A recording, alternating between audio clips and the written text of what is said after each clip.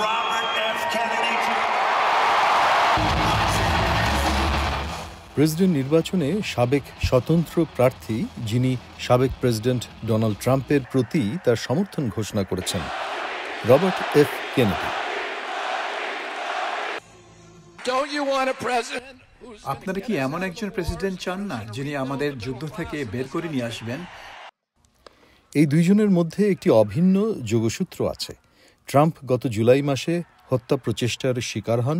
অন্যদিকে আরএফকে জুনিয়রের চাচা Democratic president John F Kennedy এবং তার বাবা attorney general Robert F Kennedy দুজনেই আততায়ীর গুলিতে প্রাণ হারিয়েছিলেন। Upon my election, I will establish a new independent presidential commission on assassination attempts. আমি নির্বাচিত হবার পর হত্যা প্রচেষ্টার উপর একটি নতুন স্বাধীন কমিশন গঠন করব।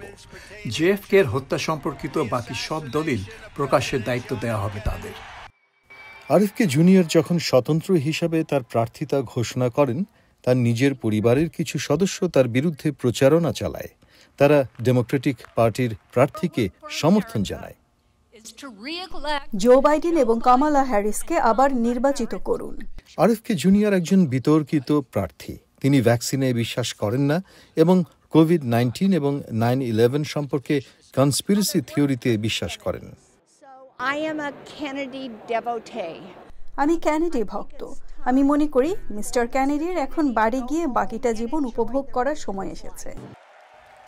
ডেমোক্রেটিক পার্টি এক বিবৃতিতে বলেছে, জরিপ ইঙ্গিত করে আরএফকে জুনিয়রের হাতে গোনা সমর্থকরা এখন দুই প্রার্থী হ্যারিস এবং ট্রাম্পের মধ্যে ভাগ হয়ে গেছে।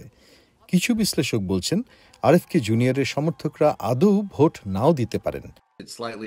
এতে ডোনাল্ড ট্রাম্পের সামান্য সাহায্য হবে, তবে আমি মনে করি মোটের উপর দুই প্রার্থী এবং এই দুই দলের মধ্যে তীব্র প্রতিদ্বন্দ্বিতা হবে, আর দুইজনের ব্যবধান গড়ে দিতে গুরুত্বপূর্ণ ভূমিকা রাখবে স্বতন্ত্র ভোটাররা।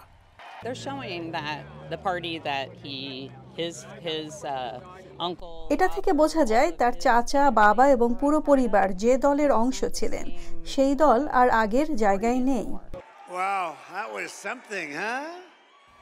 অতীতে দুজন পরস্পরের তীব্র সমালোচনা করেছেন, কিন্তু নির্বাচনের এই বছর জুড়েই আমরা দেখেছি অতীতের শত্রু নির্বাচন থেকে সরে দাঁড়ালেই দ্রুত তাদের আনুগত্য পরিবর্তন করেন।